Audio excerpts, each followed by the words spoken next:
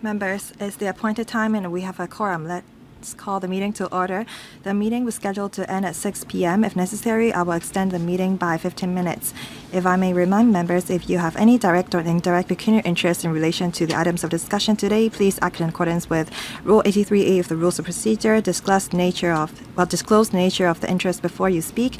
Please also pay attention to Rule 84 of the Rules of Procedure in case of voting, about voting in case of direct pecuniary interest. We are to handle FCR 2025-26-22. This item invites members to approve the proposal set out in EC 2025-26-5 submitted by the Establishment Subcommittee on the 28th of May 2025. The content of the proposal will take effect from the 1st of January 2026 or the date of approval by the Finance Committee, whichever is later. Creation of a new one-rank grade for the post of Commissioner of Critical Infrastructure, Computer System Security, and one permanent directorate post or non-civil service position D3. B. One-time limited supernumerary post of Chief Systems Manager D1 for around 3 years of up to 31st of December 2028, and C. One-time limited supernumerary post of Chief Superintendent of Police PPS 55 or D1 equivalent for around 3 years up to the 31st of December 2028 to lead the Office of the Commissioner of Critical Infrastructure Computer System Security under the Security Bureau to implement the Protection of Critical Infrastructure Computer Systems Ordinance. In accordance with paragraph 3A of the Finance Committee procedures, as the ESC does not recommend the FC further discussing the paper and there is no request made by no less than 3 members asking the FC to further discuss it. So in accordance with the suggestions of the ESC, we will not be further discussing the paper. And now put FCR 2025-26-22 to a vote. Will those in favor please raise their hands?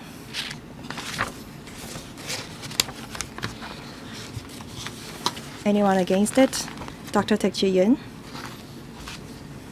I think that the members who have voted are mostly in favor of the proposal. I declare the proposal passed. Item 2, FCR 2025-26-23. This item invites members to approve the creation of a new commitment of $23.7 million under Head 708, Capital Subventions and Major Systems and Equipment for the replacement of Very High Frequency Radio Communication System for Maritime Rescue Coordination Center of Marine Department. The Security Bureau consulted the Panel on Security on the 6th of May 2025. The administration submitted one set of further information. To answer members' questions, we have Mr. Chuck, Undersecretary for Security. We also have the Government Security Officer, Mr. Wu, Assistant Director of Marine, and Mr. Felix Wong, SEE of MD. I will ask Ms. Carmen Khan, Chair of the panel, to report on the salient points of the discussion of the panel. Thank you. The Panel on Security discussed the relevant proposal on the 6th of May 2025. Members noted that the Very High Frequency Radio Communication Systems of the Maritime Rescue Coordination Center of the Marine Department has been in use for 25 years, exceeding the 15-year normal service life. The traditional analog technology that is adopted has been replaced by digital technology. Apart from that, manufacturers of the parts have stopped manufacturing the relevant devices. That's why members are in the view that we have to replace the system as soon as possible to upgrade the functionality and the technology to better support maritime rescue operations. Members are also concerned whether the digital technology and the new system used in the back-end system will be compatible with the communication facilities in the that are commonly used by vessels to make sure that the vessels in distress can reach out to MRCC. As the inventory of the spare parts will be exhausted in 3 years and the new system will not be commissioned until the first quarter of 2028, members therefore urge the administration to compress the timetable. Members also considered that the estimated expenditure on project management paid to the Electric Mechanical Services Trading Fund is on the high side. Also, the recurrent expenditure on preventative maintenance and repair is just more or less the same as the current level. That's why the members asked the administration to consider or look into the possibility of lowering the relevant expenditure. The administration has responded to members' questions and concern in the meeting and actually submitted further information after the meeting. The administration said that they are going to lower the project management fee from $4 million to $2.7 million. So the overall expenditure will be lowered from $25 million to about $23 million. Thank you. Before members put their questions, if I may remind all of you, we have 2 items today, so please focus on finance-related questions and make good use of the time we have today. There are 7 members who have pressed the button who would like to speak on this item. I will read out their names. First, Mr. Chan Xiu-hong, then Dr. Wendy Hong, Mr. Chao Man-kong, Mr. Benson Look, Mr. Lam Chun-sing, Dr. Johnny Ng, and Mr. Kenneth Falk. First, Mr. Chan Xiu-hong. Thank you.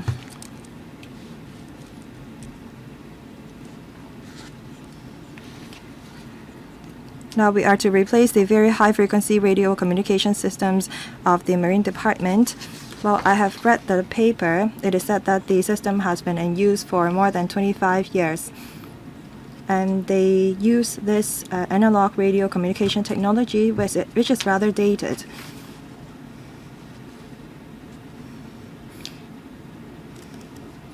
The administration is facing challenges with maintenance and a supply of spare parts. If we replace the system, then we can make use of RIP and digital technology. I'd like to express my support. I have a few questions. In the panel of security meeting in May, the Undersecretary said that the new system will be built upon the existing one using the Internet Protocol network, the IP network.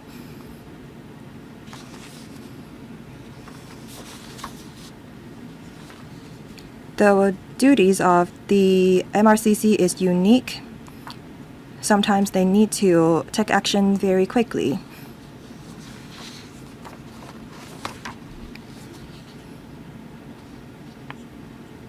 We also have regular communication systems in the Marine Department for monitoring the navigation of vessels. I understand that you may need 2 different systems to cater to different duties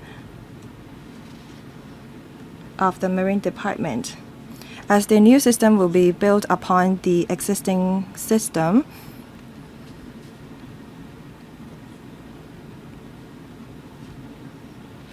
why don't you add an additional function for rescue coordination on top of the existing system? Why do you need 2 separate systems? Is it because you don't want any interference between the 2 systems?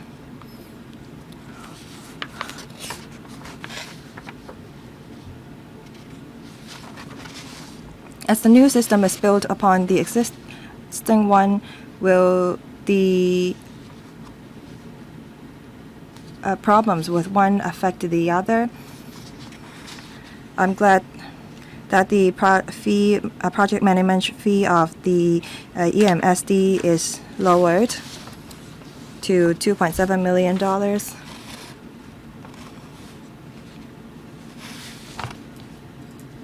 But I don't see any advanced technology mentioned in the paper. However, it takes 1.5 years for you to go from design to installation all the way to commissioning. You may need time to install key parts. That I understand.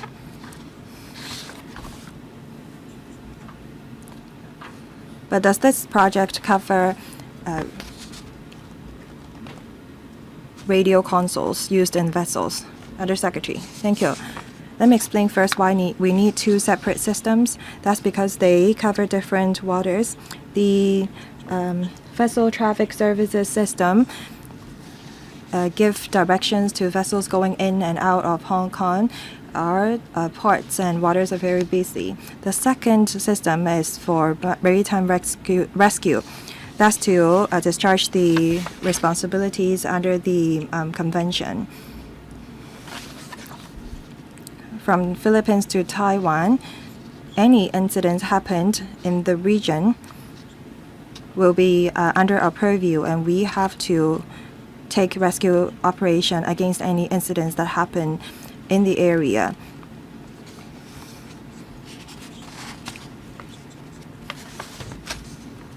When we receive any signals from vessels in distress, we can send it to different units, including the Vessel Traffic Services Unit. Regarding the timetable, within 4 financial years, we will be able to complete the entire new system. Within this year, we'll work on the procurement procedures and preparation of paperwork. And in the next year, we will see supplies coming, get installation. The third year, the same delivery and installation of system. And hopefully within 4 years' time, we can implement the new system. At the same time, we will maintain the existing one. So we will operate the 2 systems in parallel. We will only suspend the existing one when the new one is implemented very smoothly.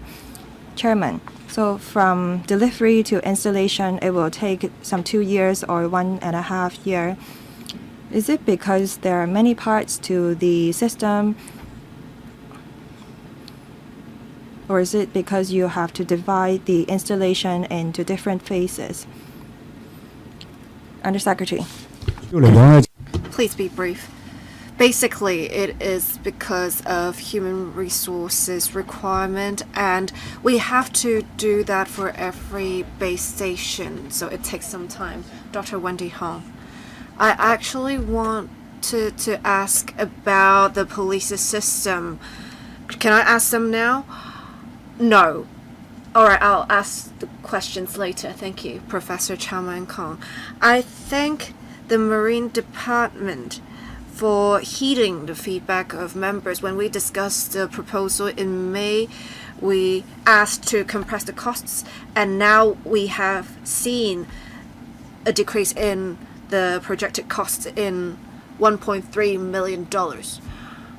I also note Mr. Michael Chuck has answered a question on the timeline, and I am thinking whether it is possible to build on top of an existing system rather than starting from scratch, because you only have 3 years. It may be hard for you to have a seamless transition within such a short time period. Mr. Chuck, we will have a digital system in future, and we'll make use of the RIP technology. The technology is already quite mature, so the problem only lies with procurement and testing. So I think I am quite confident there will not be any tests.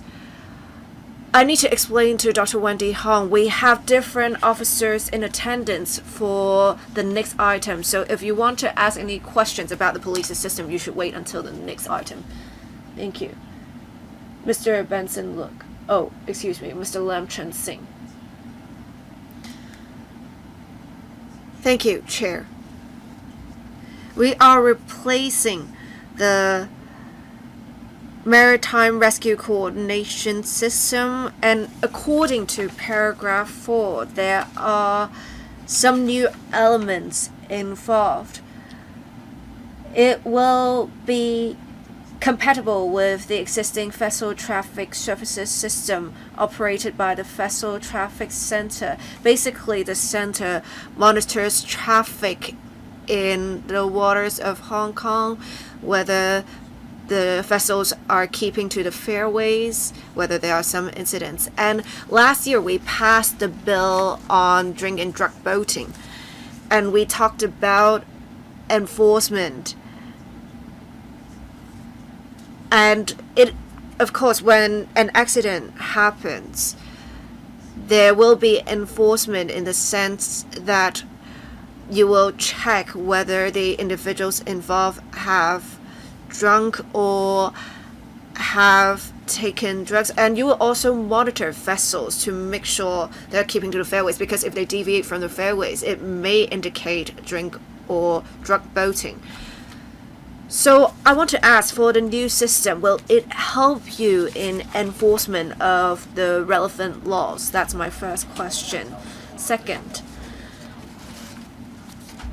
you also talked about for the project management costs, it has reduced from $4 million to $2.7 million, and you no longer have to engage a contractor for that. You will have the AMSD officers work on that alone. We do not have anyone from the EMSD today.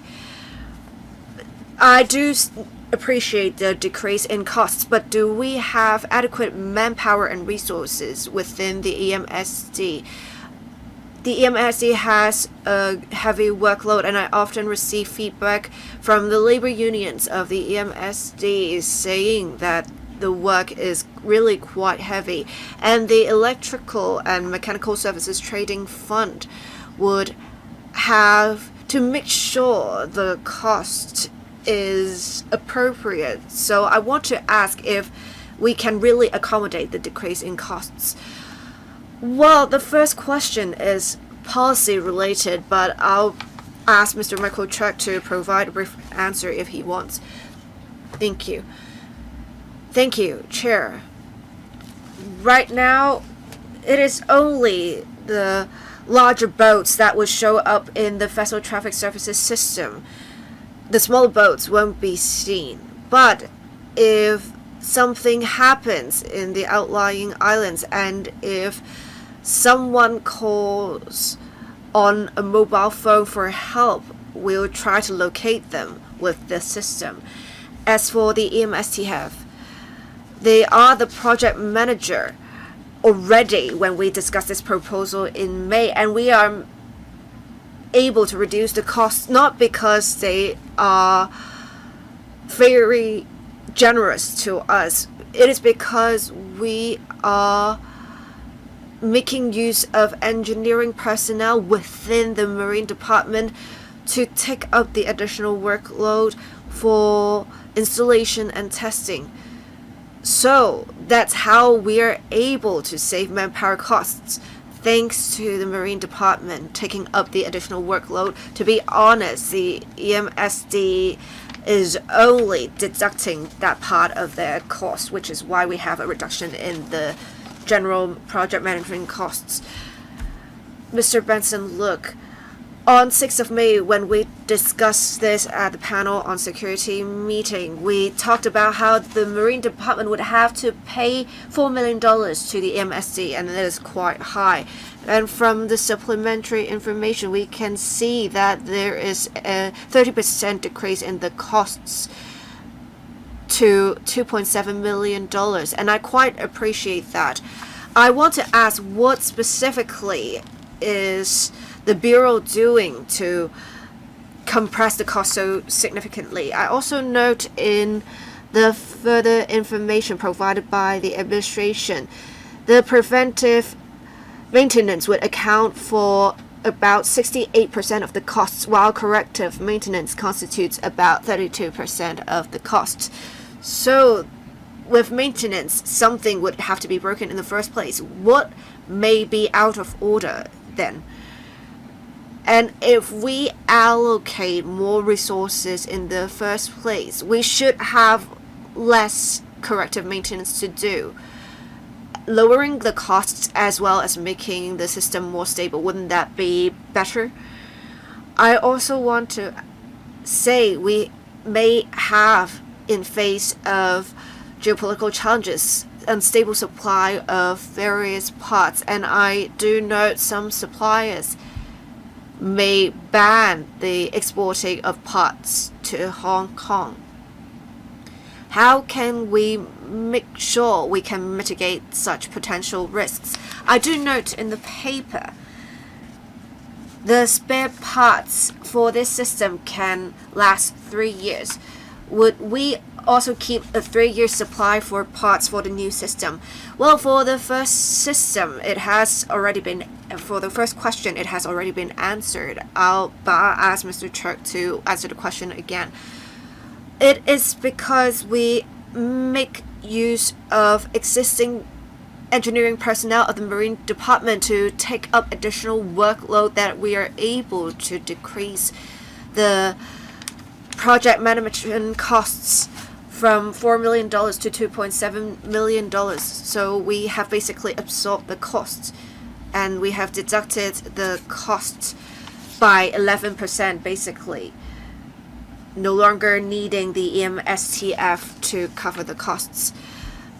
As for preventive maintenance and corrective maintenance, preventive maintenance would already have a supply period. We will change the parts about 90% of its life cycle, which is why we are able to last for this long while we are trying to transition to the new system. We do understand there are challenges in supply chain, and the maritime rescue work has national security concerns, which is why we adopted the approach of restricted tendering on this occasion. The technology is actually quite mature. There are quite a lot of options available on the market. We just need to make sure there is a stable supply chain, and we will not face any bans in the importing of spare parts. That's how we are mitigating the relevant risks. Dr. Johnny, I would like to express my support for the proposal. It has been 15 years since the system has been in use. I think it is necessary and justifiable to replace this system. I also appreciate there is a significant reduction in the project management costs from $4 million to $2.7 million. It is always good to save public money by being prudent. I want to ask, for the new system, do we also have a 15 years of design life, or will we have a longer life cycle? I also want to ask about the management costs. Since we have a decrease of management costs, will we have a decrease in contingency as well?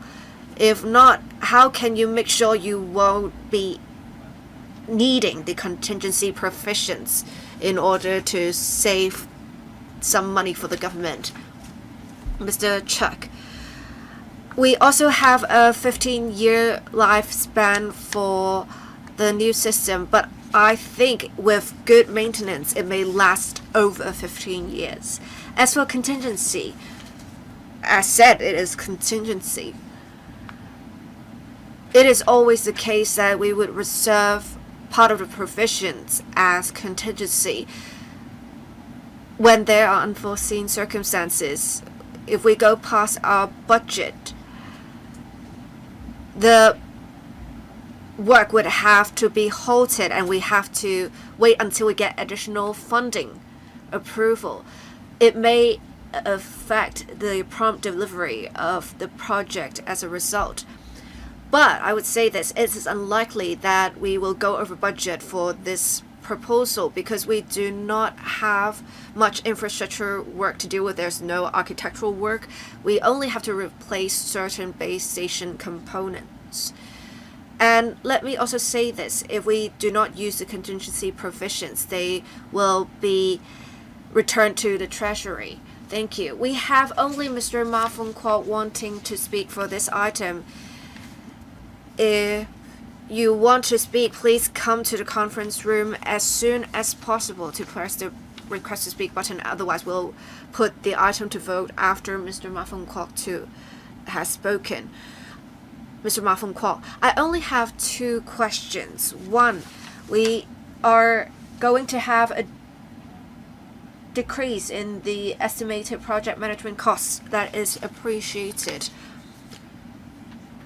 I want to ask why the costs can be compressed. Do we have similar projects that can see a decrease in the project management costs so that we can apply the experience in this project in the other projects? so that we can cut the unnecessary expenses. My other question is, the new system will only be commissioned in 2028, and it is said some parts for the existing system may not last for long enough. When there are problems with the parts, how can we make sure we can maintain stable operations of the system? Or is it the case that the suppliers have already ensured you that within the 3 years they can be maintaining their operations? Well, for the first question, it has already been answered twice, but you can talk about how we can apply this to other projects. For the first question, we have talked to the EMSD, and we in the end determined existing engineering personnel of the Marine Department will take up the additional workload.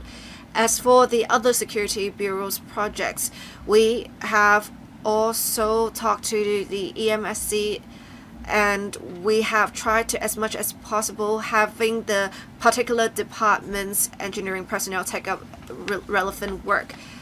Otherwise, the EMSD would be engaged to provide the relevant services. How about the second question? Well, we have 3-year supply of parts, and we do not anticipate any gap in the operations of the existing system and the new system. Mr. Eric Yim. Thank you. Due to the unique geopolitical locations of Hong Kong waters, we need to align our communication systems with the area in the Greater Bay Area. We have to connect our system to the Beidou satellite. So has the administration considered how the system can be compatible with the mainland system? Undersecretary.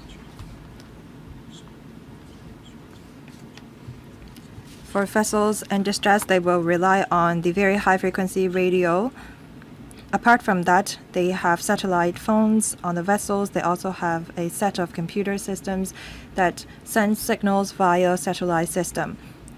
The benefits of radio is that we can use it to coordinate all vessels in the same waters, as well as any airplanes there. We have worked with the relevant mainland authorities in the Greater Bay Area on maritime rescue coordination. Through our government flying service, we do have a coordination mechanism with the mainland.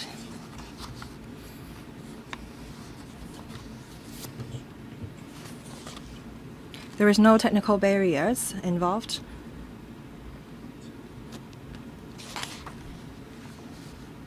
Now we are trying to replace our own system. The problem is how we can connect it to the 4 base stations here and the MRCC. Also how we can send this messages and signals to helicopters. This is what our system does. And the system does not have to be connected to other systems in the Greater Bay Area. Thank you. If there is no further questions, I will put FCR 2025-26 to a vote. Will those in favor please raise their hands? Thank you. Anyone against the proposal? No. I think that the members who have voted are in favor of the proposal. I declare the proposal passed. The last item, FCR 2025-26-24. This item invites members to approve the creation of a new commitment of $1.999812 billion under Head 708 Capital Subventions and Major Systems and Equipment for the development of next-generation communication system for the Hong Kong Police Force. The Security Bureau consulted the panel on security on the 3rd of June 2025. To answer members' questions, apart from Undersecretary Mr. Chuck, we have Ms. Fincy Chan, Principal Assistant Secretary for Security, Mr. Chen Chi-yong, Acting Assistant Commissioner of Police, and Ms. Diana Chan, Chief telecommunications engineer of the Hong Kong Police Force. Now I will ask Ms. Carmen Khan, chairperson of the panel, to report on the discussion. Thank you, Chairman. The panel on security discussed the relevant proposal on the 3rd of June 2025. Members supported the Hong Kong Police Forces in developing the new generation communication systems and use 5G to replace the Tetra technology that does not allow real-time delivery of audio, video, and multimedia files. As the standard for the basic infrastructures in the command and control communication systems of the Hong Kong Police Force, we need to upgrade it to enhance efficiency of law enforcement and emergency services. And we have to keep our standards in line with the standards of mission critical and communication services of other countries and regions.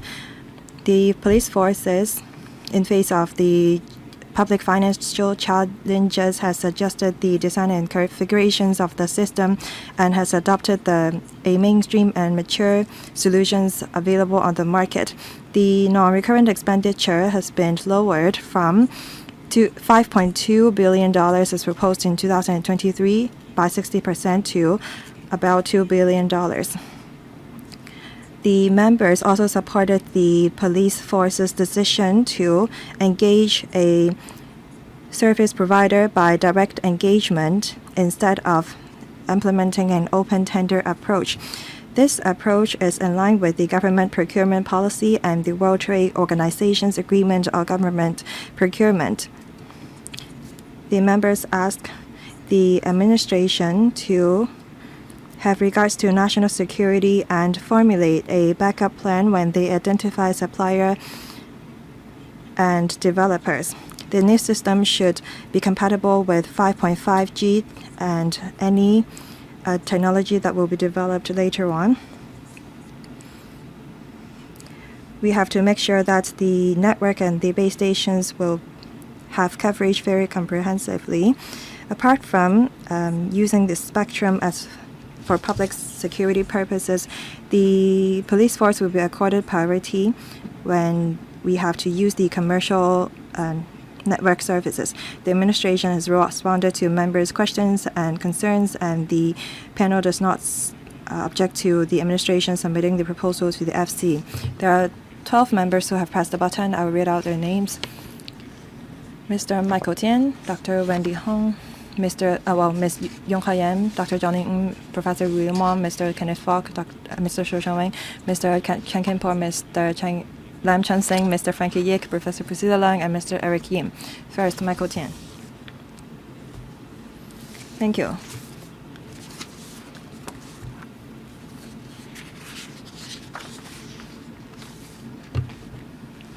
I've never been happier at the Finance Committee. Last week, there was another government department asking to replace their system, which cost is 10 times higher than their previous system. I asked the relevant departments how much it would cost if no functions is to be added. The administration then failed to give me an answer.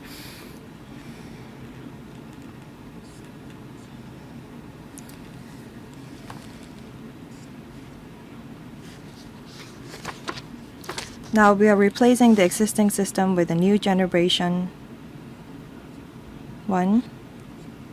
The cost has increased by less than 20%. This is very surprising. We spent $905 million to procure Tetra, and we spent $100 million on replacing some of the devices altogether. We are going to spend some $1.05 billion. $1.7 billion spent. We have some 20,000 devices and a new technology. Under this new system, we have 30,000 devices. 2 years ago, we set aside $5.2 billion for procurement. Eventually, it seems that by using the direct engagement approach, we can save some 60% of the cost. So we can now use $2 billion to develop the system. It was some $1.7 billion some 10 years ago. It seems that this is too good to be true. Can the administration give us more information? Should we use this proposal as the benchmark to scrutinize the future proposals of the administration? Perhaps the problems lie with open tendering. Undersecretary. In 2023, we reported to the panel on security about this plan to replace the new system. According to our market survey, the system used to cost some $5.2 billion. But because of the financial and fiscal position of the government, we have taken 4 different measures, 2 of which were adopted by us proactively and 2 of the result of market changes. First, in terms of a system design, we used the $5 billion for an action and backup systems. In other words, we need 2 separate set of hardwares at different locations. However, as Huawei said, we can use algorithm to overcome the computing power. We now use 1 set of hardwares with 2 set of softwares, and it was found that it's feasible. If the operation system is faulty, it will not affect our backup system.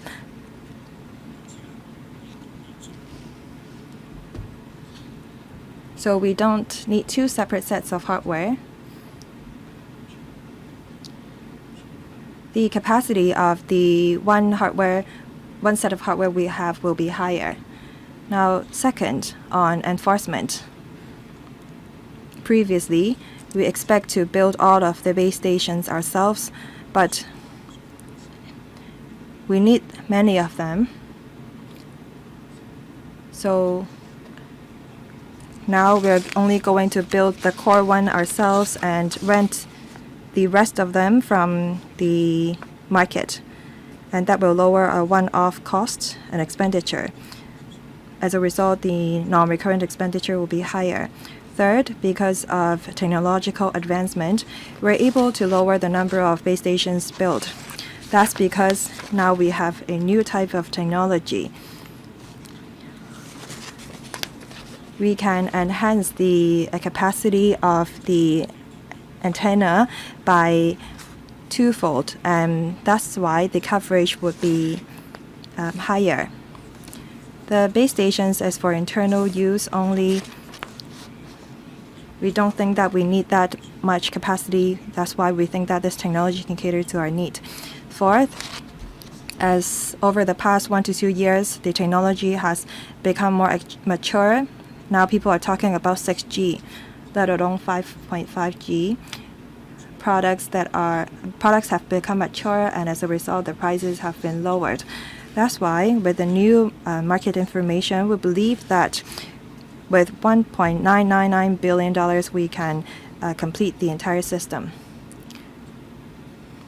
A quick comment, please. I hope that you will share your experience with the Chief Executive and the Financial Secretary. Ask them to consider the measures that you adopted for this system. Thank you. Next, Dr. Wendy Hong. Thank you. As we are having a fiscal deficit, the Security Bureau lowered the estimates from $5.2 billion to $2 billion. I appreciate the Bureau's efforts. I have 2 questions. First, the paper says that the maintenance agreement of Tetra will be ending in 2022, but the new system will not be commissioned until 2028. It will be only fully commissioned by 2020 or 2030. I wonder if the new system can cover all the functions of the existing one. as there is not a seamless transition between the new and the old systems. What will the administration do? Will they extend the maintenance contract? Now the new system will use 5G. As the Undersecretary said, we now have 6G and satellite communication system. So what is the service life of this system? And if satellite communications technology become more mature, can we upgrade the existing system instead of replacing it? Undersecretary. Thank you. We have been using the Tetra technology since 2004. The maintenance contract will end 2027.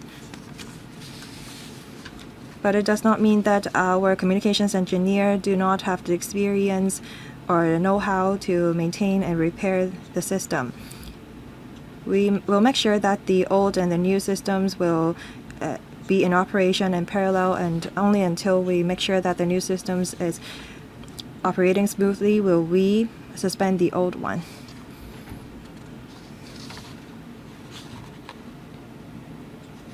Now, in terms of network services or basic infrastructures of the system, it can be used for at least 15 years.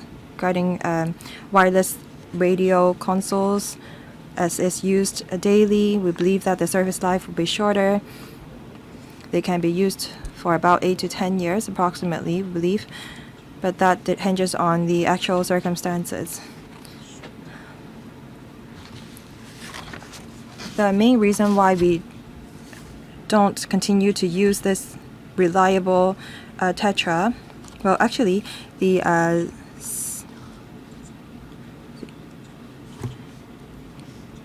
CNSD CNED is using technology, the Tetra technology.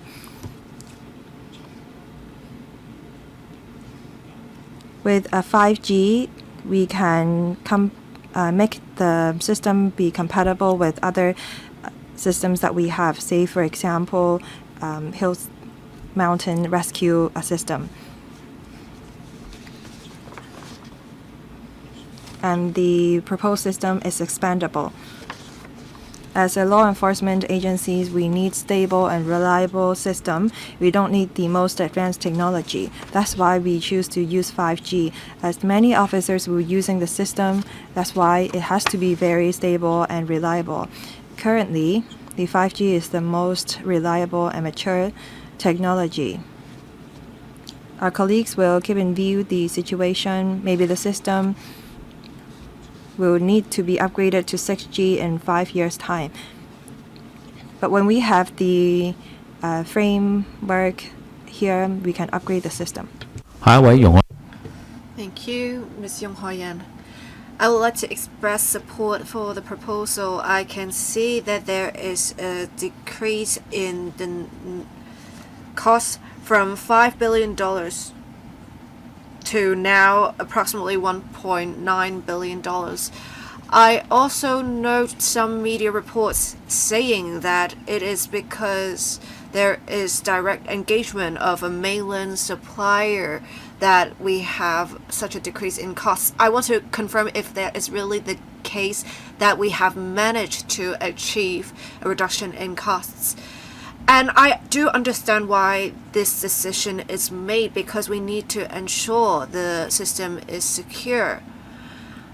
And when you talked about the system using 5G in future, if we have to move on to 6G technology, can we integrate such technological elements to facilitate satellite communication? We have some phones being able to connect to the satellites. So can we have the system do that to make the system more flexible? I do support this $1.9 billion proposal, but I still see the manpower and software costs being quite high. It costs approximately $80 million. is there any room to cut the relevant costs so that we wouldn't be paying about $828 million for that? Thank you.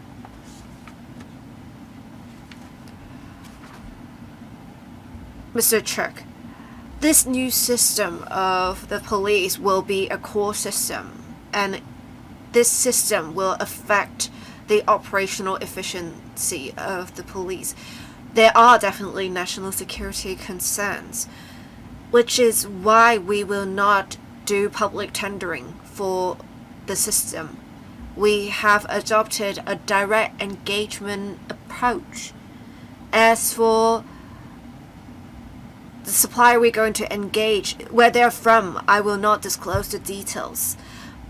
But in general, we need to make sure there will be stable supply and there will not be national security risks with the parts provided to us, or if we ask for certain parts to not be used, they should be able to do that.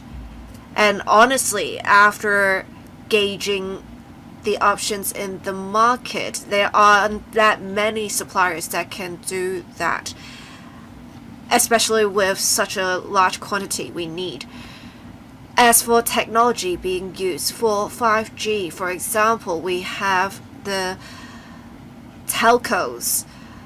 We have seen them move from 3G to 5G gradually, and they only needed to change some of their some of their additional components.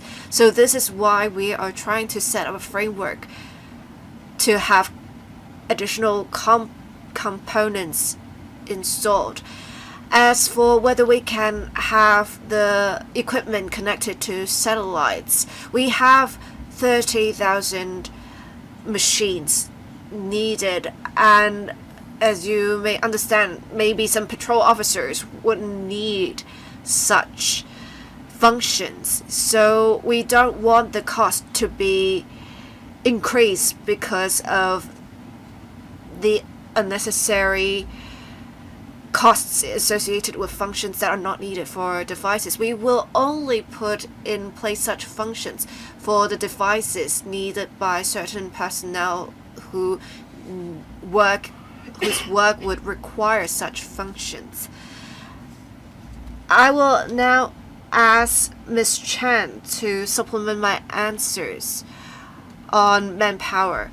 We will engage some contract personnel to do the relevant work, and as you may know, we have a large coverage that may cover the whole territory, so we need quite a number of staff members. We may not be able to cut the manpower cost much. Do you have any further questions? Not really, but I want to ask, since you're spending $800 million on installation services and contract staff, it is quite significant. You are talking about this being in different stages, and only some personnel would need such functions. I think we can take a phased implementation approach to see who needs which functions, so that we can be more flexible in deploying the relevant resources. Mr. Chuck, any response? I do note Ms. Young's comments. I'll convey such views to my colleagues. Thank you. Dr. Johnny, I would like to express my appreciation also for the reduction in the estimated cost of the system. I hope that this can be applied to other projects.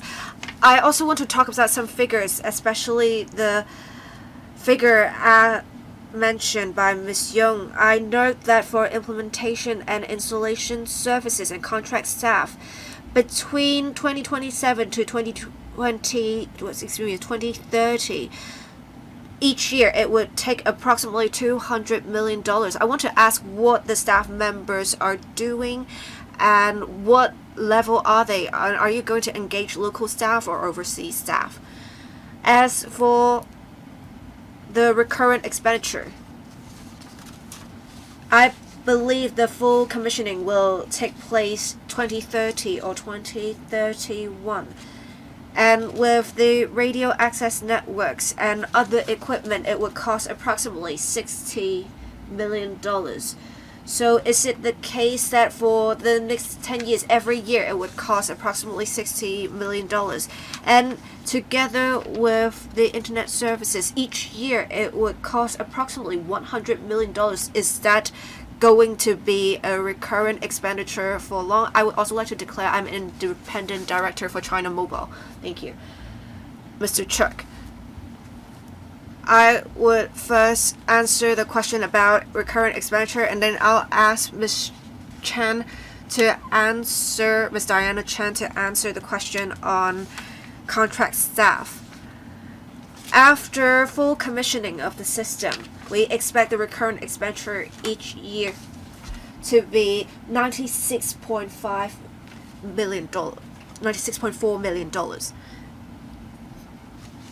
And for this Tetra system, each year it would cost $59 million.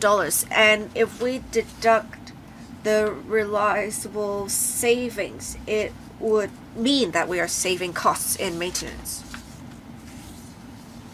Ms. Diana Chan, Chief Telecommunications Engineer. Thank you. The figure mentioned by $800 odd million, it's for contract staff. $700 odd million would be on the maintenance of hardware. Because we are adopting a phased implementation approach, we will have the first stage, the setting up of the core network, and then we will make use of commercial networks to start the operations, and then we'll construct or install the base station components, which is how we're implementing.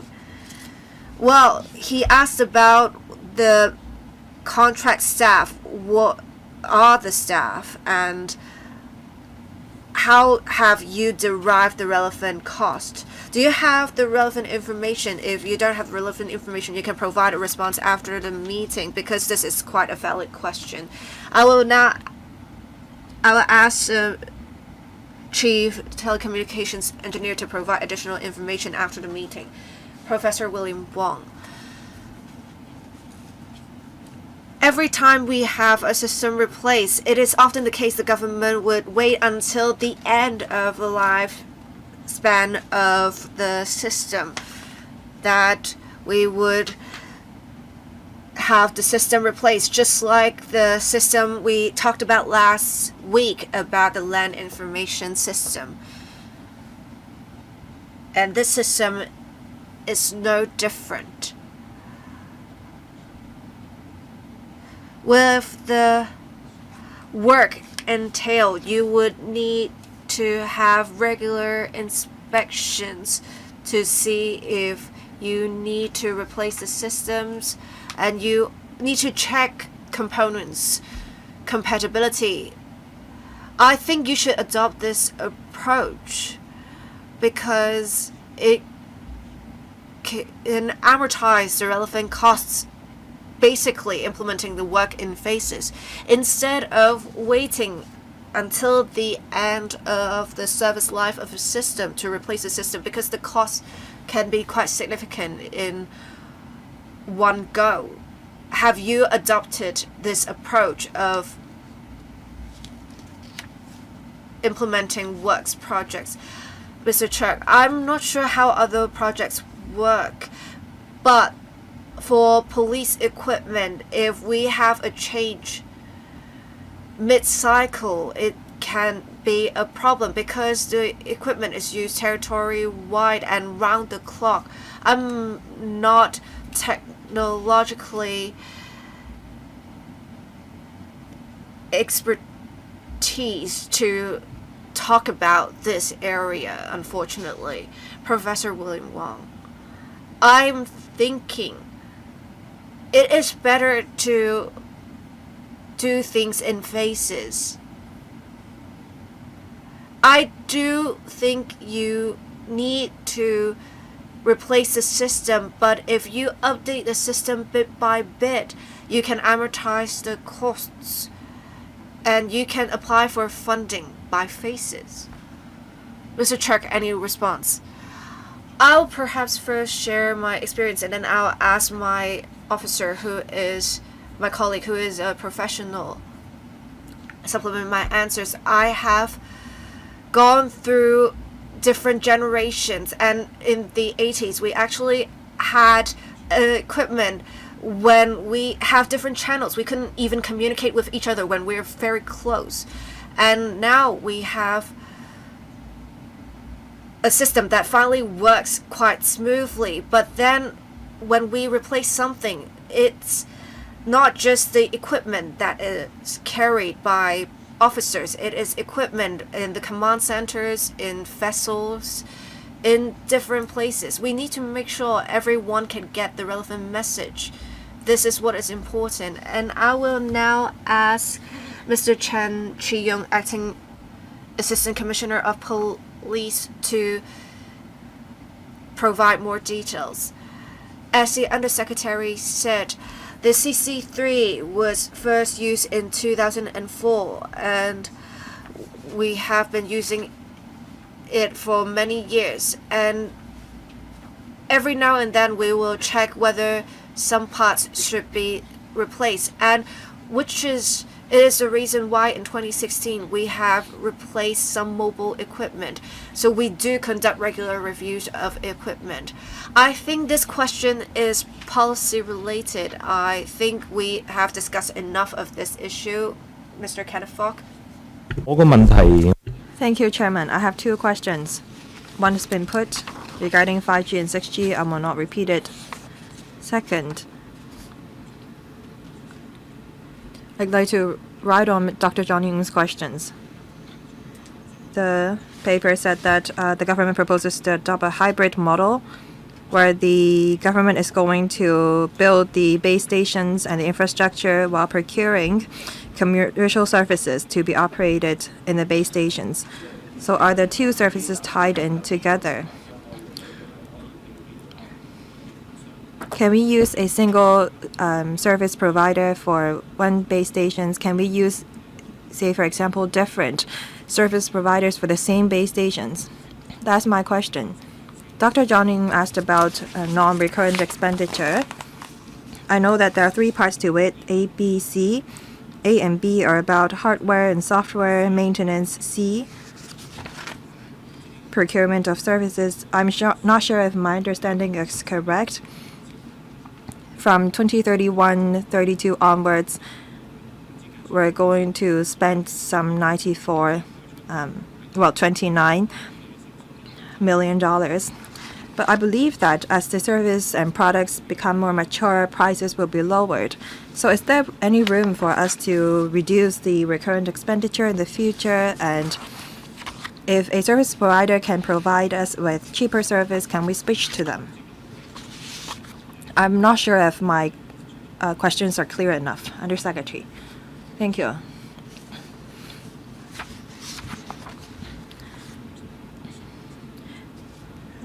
The government plan is to build no less than 350 base stations. The stations will be controlled by us. We're not going to share them with other commercial service provider. We're going to rent from contractors commercial network services. We're going to set out in the agreement that priority should be accorded to the administration and the police. After we've been using the service for some time, we'll look into the performance of the provider, the coverage, the cost. When the agreement expires, we can see if we're going to extend it or switch to another service provider.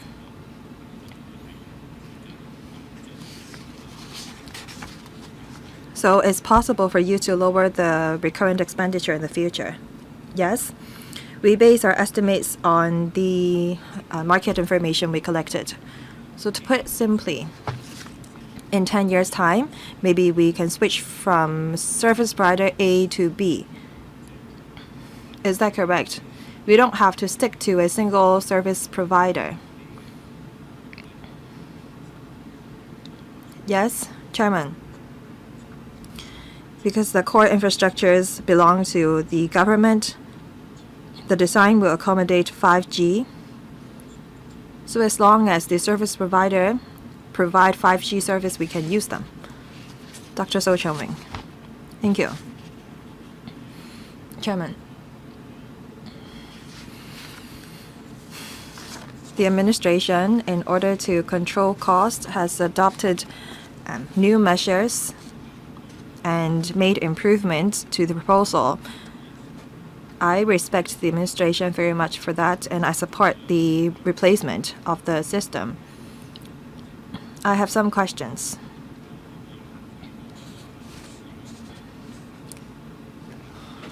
Some members ask why the cost can be lowered from $5.2 billion to less than $2 billion.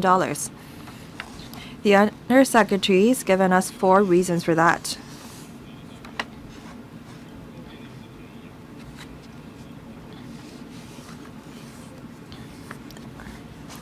However, some of the reasons should be considered back in 2023. Say, for example, justifications on design and implementation approach.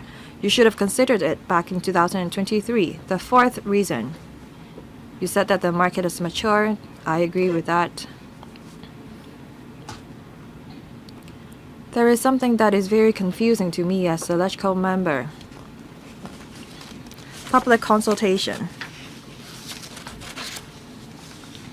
You gave us one justification, saying that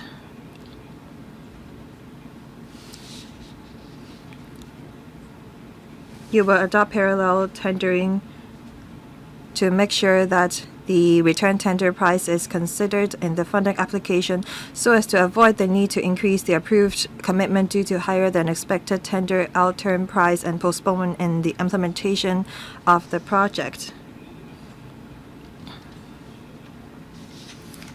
So in other words, you are saying that you inflate the price first in order for the FC to approve it such that you don't have to seek another funding application when the return tender price is higher than expected. I think that the approach is well intended is in line and facilitate your operation, but we have no idea how to vote when you adopt such an approach because it seems that you are overestimating the cost intentionally. I'd like to ask the administration to explain to me the rationale. The administration also said that based on the latest geopolitical risk assessment, they are going to cancel the tender and adopt a direct engagement approach. And as a result, the cost of the system is lowered significantly. Can the Undersecretary enlighten us how you're going to proceed with open tendering in the future? Thank you. Undersecretary. Paragraph 33, public consultation. We don't want tenderers to base their tender price on our proposal. That's why when we submitted the proposal to the panel at the time, we were conducting parallel tendering. You just gave the LegCo a ballpark figure. The reason why we can lower the price is because we have taken on board the members' concern and we have had regards to the fiscal position of the government. While we have to replace the system, that's why we have worked on some of the areas. We have lowered the cost for hardware by 30 to 40%, and in terms of implementation approach, we have lowered the requirements for base stations. The cost can be saved as a result. As mentioned, we have now more mature technology, and that's why some prices of the products have been lowered. Due to geopolitical risk, we're not going to go for open tendering. We will adopt a direct engagement approach. Now we have obtained this funding from the FC. Can the tender quote the price based on the proposal? Well, while we adopt this direct engagement approach, we are not just going for one supplier. We can engage from different suppliers.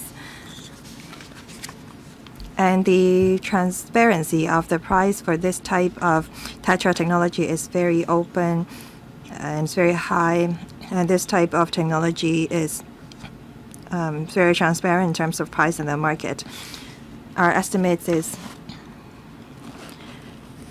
very in line with the market situation. Mr. Lam Chen-Sing. Thank you. It's 2025 now, and you will not commission the system until 2031. I believe that 6G will be coming very soon. Can you ask the service provider to upgrade the system to 6G or 7G by setting out some conditions in the agreement? Second, thanks to your efforts, the cost has been lowered to $2 billion. However, the recurrent expenditure amount to $96 million.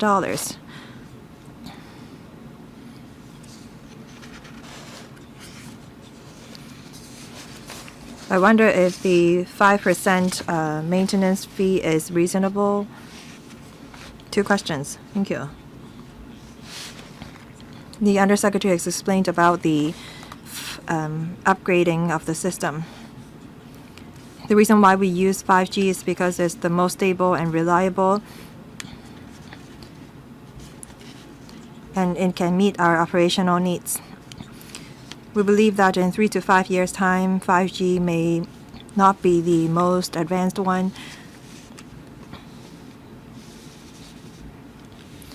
Now we are just building a framework of the system, and we can build on it.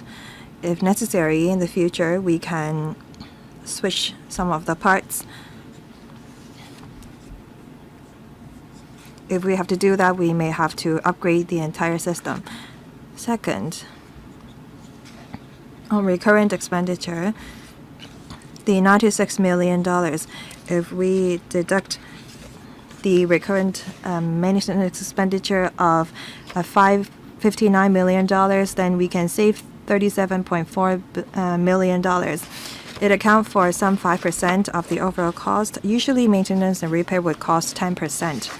So the 5% level is reasonable, yes, and it's lower than the usual ratio. Mr. Lam Chen-Sing. Thank you, Chairman. Due to national security and geopolitical risk assessment, the administration is going to adopt the direct engagement approach to identify a service provider. I support the approach because there is a national security risk involved in the system due to the heightened tensions between the U.S. and China. The other foreign countries in the U.S. may target Hong Kong in terms of their attack. However, some mainland enterprises may still have investment in the U.S. Do we have to conduct a background check on these mainland enterprises? And if we have to conduct such a check, the enterprises with clean records may not be that many. How can we make sure that they have the capability to operate such a system? I know that the Undersecretary may have some service providers in mind, but can you tell us more about the factors of consideration? I know now that the cost of the system is lowered from $5.2 billion as proposed in 2023 to $2 billion today. Can the administration explain more about it, such that people will not have the impression that because of the electrical members disgruntled, the administration is lowering the price deliberately and irrationally? We need to make sure that the quality of the system is maintained and the public service can be provided effectively. Now we have to spend $300 million on hardware, and in 2023 we spent $800 million. It was said that we had to procure some tens of thousands of devices and equipment. Now you can save $500 million. Is it because you're going to procure less consoles or equipment, and will that undermine the communications? And in 2023, the administration said that they're going to spend $600 million to rent commercial network from a service provider, but this item has not been set out in the paper. Is it because you're going to use the base station with the commercial service provider? That's why we don't see this item anymore. And will that affect the service that you're going to provide? I think that has to do with the 4 reasons quoted by the Undersecretary. Please be succinct. Thank you. The reason why the cost on communications, console, and equipment is lowered from $800 million to $300 million. That's because the number of consoles will be lowered from 33,000 to 30,000. Regarding shared use of base station services, under 26 bracket C, the item cover the transmission network line rental that we have to pay to the service provider. Regarding this other parts to the savings that has to do with the base stations, now we used to propose to build 500, and now we're only building 350 base stations. Each base station cost about $3 million. The reason why we can lower the number of base stations is because we are going to adopt a new technology on the antenna. There's also cost savings on other items. What about the first question? What criterion you adopt in selecting service providers? As for the identification of service providers, we first have to consider national security risk.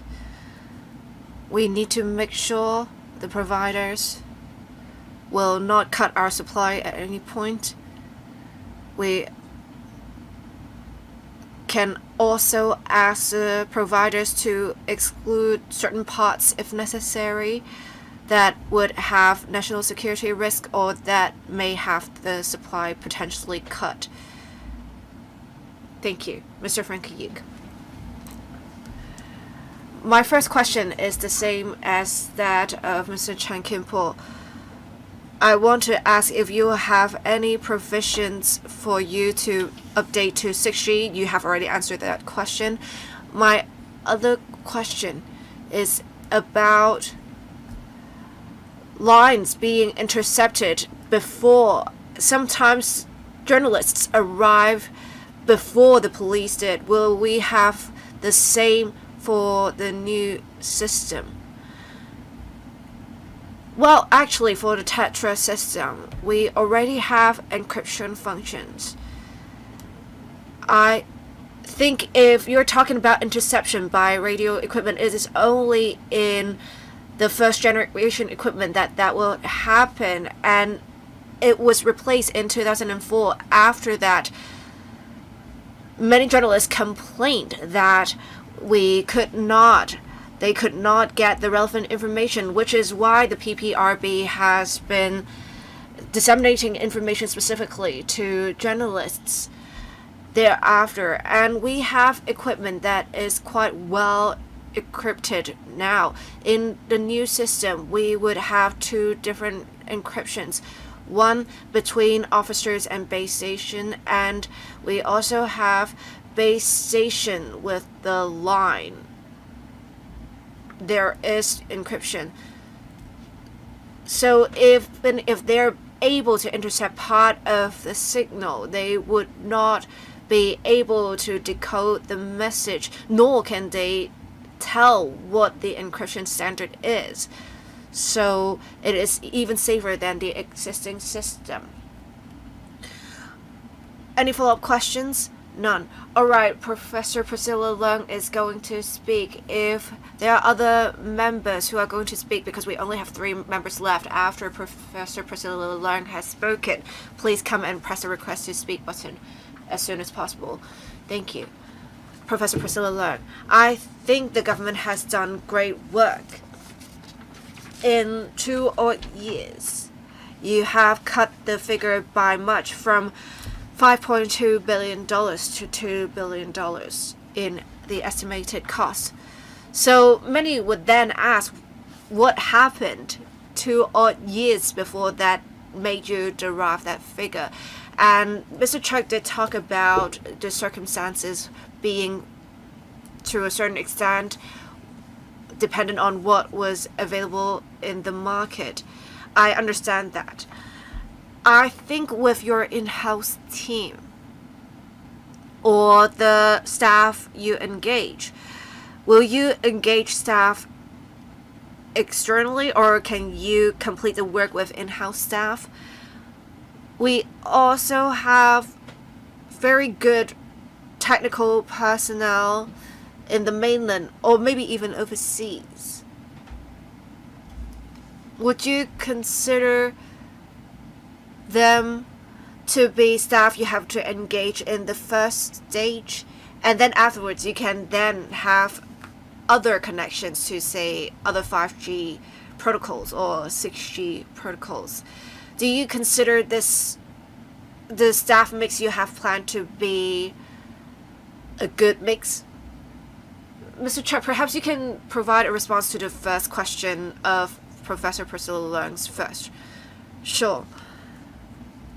The police also have a technological unit such as Mr. Chan here.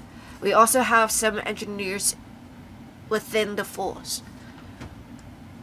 And maintenance of the existing system is often undertaken by them. For the new system, we will have officers from the police to give some user requirements, and then we would have technical personnel formulating the framework for the new system. And all of these people would have to go through integrity checks. And I'm quite confident in the allegiance of such personnel. As for the figure 2 odd years ago, it is because we want to have a very, very comprehensive system, an almost perfect system. But we do take note of the fiscal position of the government. Well, I think you are just trying to do the best you can. Well, it's not that either. We have reviewed our operational demands to see if something can be adjusted. For example, we reviewed the need for 2 independent systems for operations and for backup.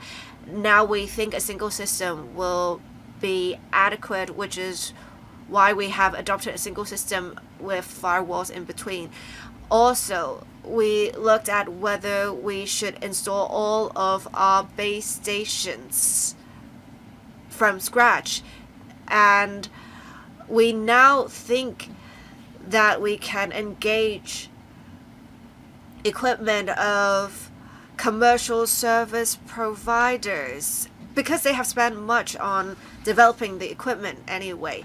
But we also took note of the need to have communication even during bad conditions, which is why we would be given priority in communication in future.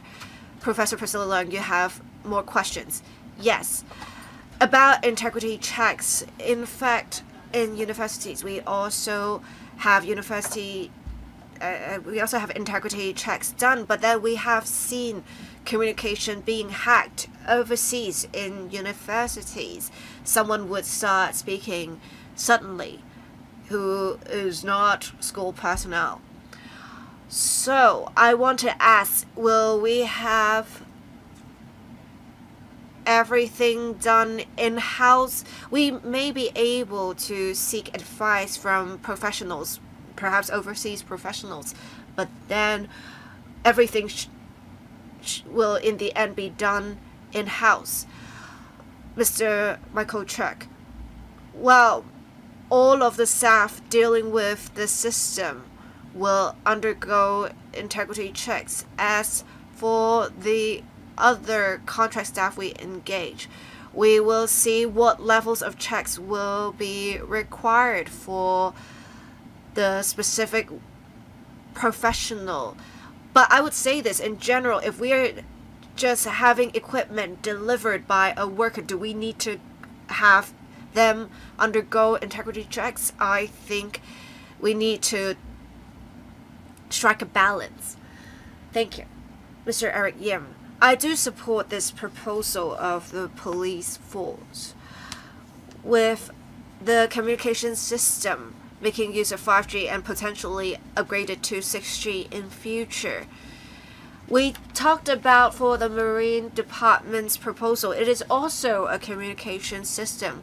I want to ask if there is a communication mechanism in place so that for both systems we can conduct tendering at the same time so that we can lower the procurement costs.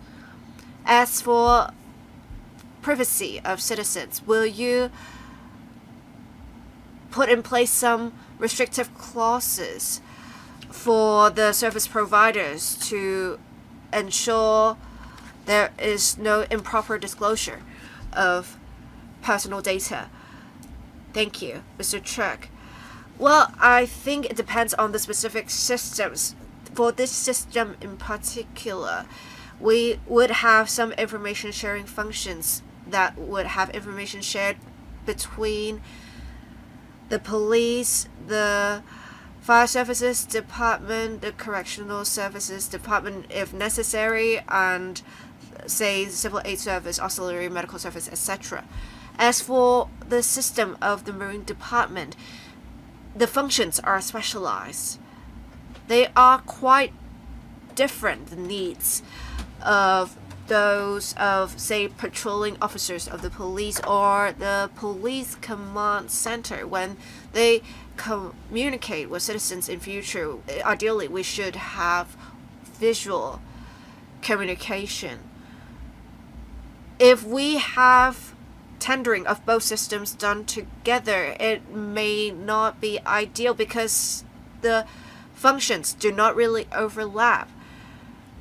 So if 90% of the functions are not necessary, is it right for us to include them?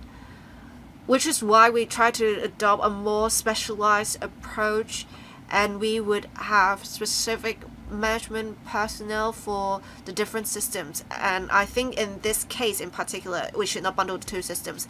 Mr. Eric Yim, yes, I have another question that I asked about privacy of personal data.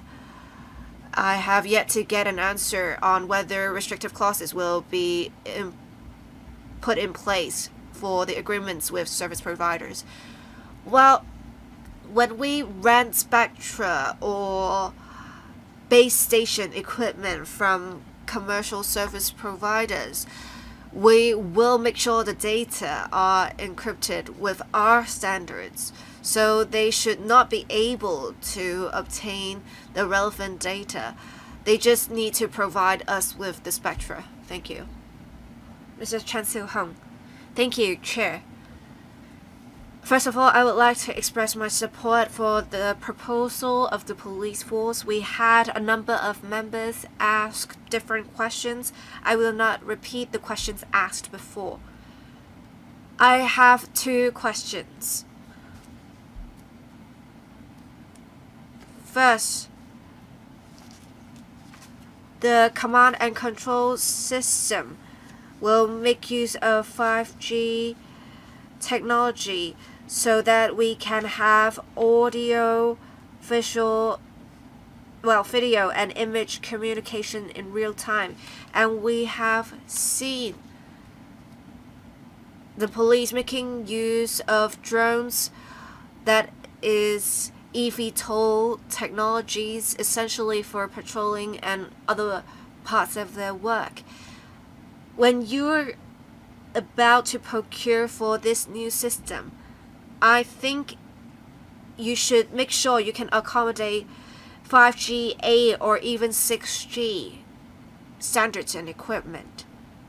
Will you, in your procurement, ask the service providers to support or be compatible with the uses of drones? We have heard many members praise the Security Bureau for simplifying the design of the system and lowering the estimated costs from $5.2 billion to $2 billion. That is a significant decrease. I note in paragraph 19, it is said the police force has simplified the design. For example, 2 sets of hardware were originally planned, but now you only need a single hardware with 5 walls installed for separation for different user groups. So I want to ask, with different user groups, what users are you talking about? And with this approach, having 1 set of hardware instead of 2 sets of hardware, how much cost have you managed to save? Thank you, Mr. Chuck. 2 questions. This system mainly accommodates 5G. Because the technology is mature, it is also scalable and it is quite compatible with different uses. And an IoT use like drones is expected. And for example, right now the police have a system for hillside rescue, and the new system can be compatible with that hillside rescue system already. And as the Commissioner of Police said, they are going smart in policing. They want to make use of drones and other smart equipment. So this is the direction they're taking.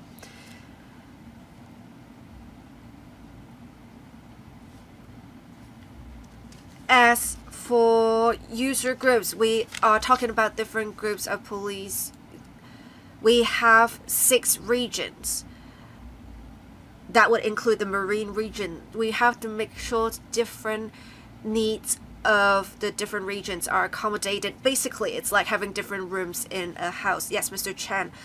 With your separation, you would have hardware separation with the 2 sets of hardware. But with a single hardware, you would have 5 walls installed. Is it just like what you said? You would make use of computational powers or algorithms to separate the 2, or would you only make use of different softwares for separation? And can you really divide it up so clearly and can you have many different spaces carved out so that there will not be any interference? As this has to do with technology, I will ask Mr. Chan to supplement. Thank you.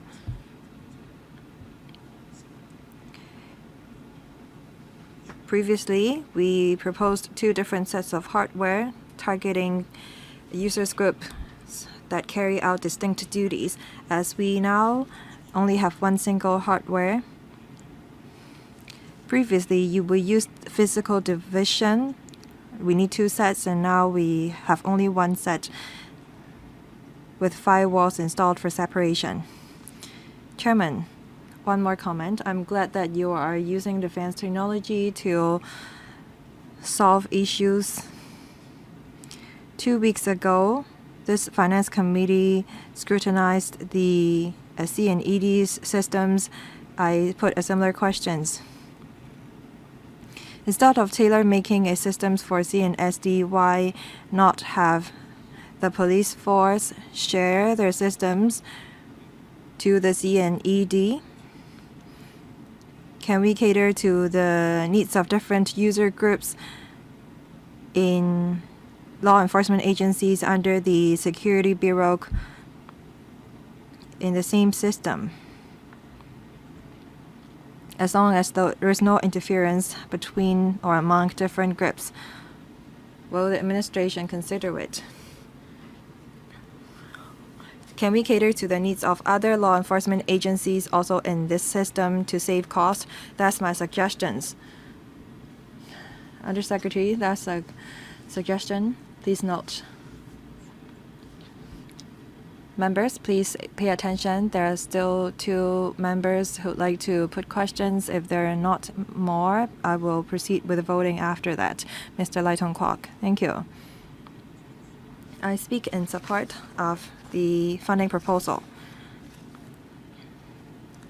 As this communication system is crucial to the execution of duties of police officers, I'm glad to learn that the administration has devised ways to save cost while implementing all the intended functions for the system.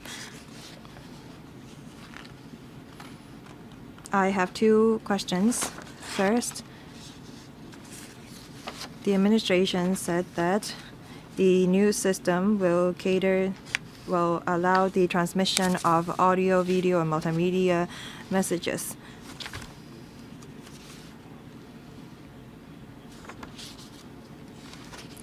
Will you store the audio and videos transmitted in the hardware?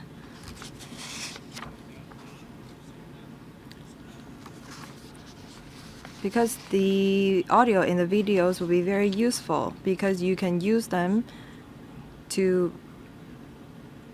plan for your future operations. Second, when the frontline officers arrive at the scene, the images and videos sent to the command centers will be crucial evidence and information for the case. It's better than having frontline officers write a report after they returned to these police stations. So I wonder if there is storage space set aside in the system for these files. Second, you said that you now only have 1 hardware, that's why there will be cost savings. Now, if everything is stored in a single hardware, what happens if the hardware is attacked? What is your backup plan? 2 questions, Undersecretary. Storage space and contingency plan. Thank you. We are going to keep all the video images and audio because they may serve as evidence.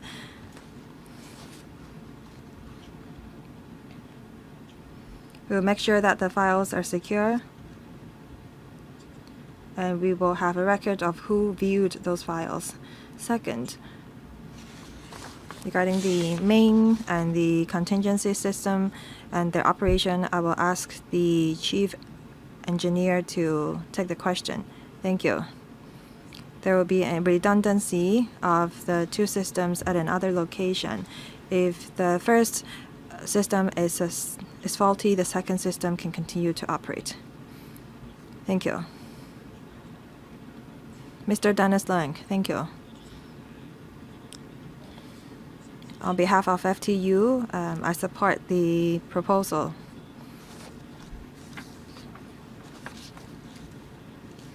The police is here to assist the people. If the communication system of the force can be enhanced, then it will help people combat crimes and have their property and lives protected. Now the cost has been lowered from $5.2 billion to $1.9 billion. So we can save 63% of the cost.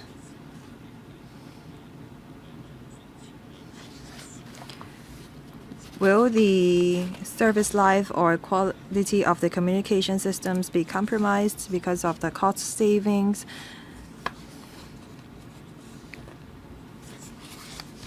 Can we have the quality of the system enhanced by adopting the direct engagement approach? How much can the capability and capacity of the system be enhanced as a result? How easy is it for the frontline officers to learn how to use the new systems with more functions? Lastly, is the system expandable? The last question has been answered 4 times. Undersecretary, please take the first 3 questions. Thank you.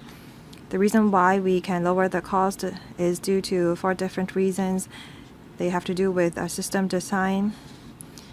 Now we use also stacking technology so that we can use fewer hardware, but we have not compromised on the quality of the hardware or infrastructure.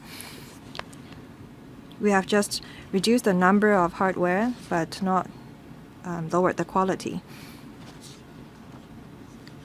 Regarding the design of the contingency system, we have not compromised on that either.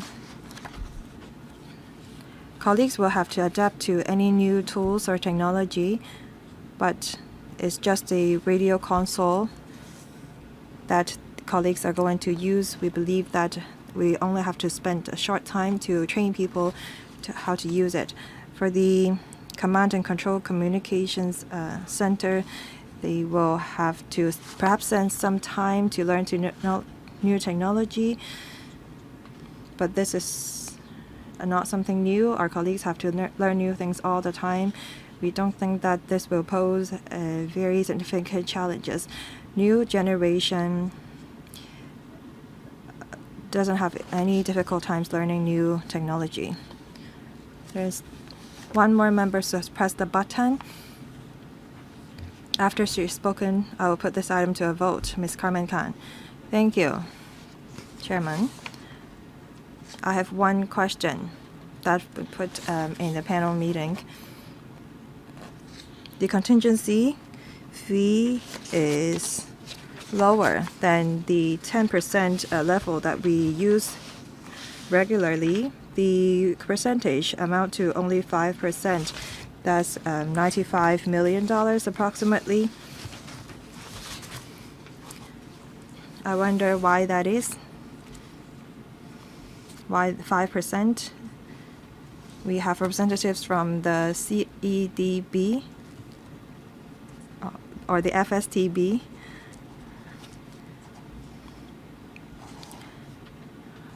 I hope that in the future the administration will adopt a percentage lower than 10%. The engineer talked about the contingency plan or system. I believe that the system will be located at another location so that it will not be affected when the hardware is attacked. Does that form part of the cost in this proposal? Undersecretary. Regarding the contingency fees, as the amount involved in this proposal is rather substantial, it cost about $2 billion. As we have spent much time preparing for the proposal and we have attempted a parallel tendering, we have a better grasp of the cost, and the prices for core parts has lowered in recent years. That's why we think that we don't need that much contingency. The risk of cost overrun is rather low. So we are just asking for a lower percentage in terms of contingency compared to other works projects. Say, for example, works projects involve more unforeseeable risks. That's why they may need a higher level of contingency fees. I will ask Ms. Chan to further elaborate. Thank you. We have this contingency system for the existing system as well. We are going to also have a redundancy system for the new system that is located in another place. If there are no further questions, I put FCR 25-24 to a vote. Will those in favor please raise their hands? Those against? Anyone? No. I think that the members who voted are in favor of the proposal. I declare the proposal passed.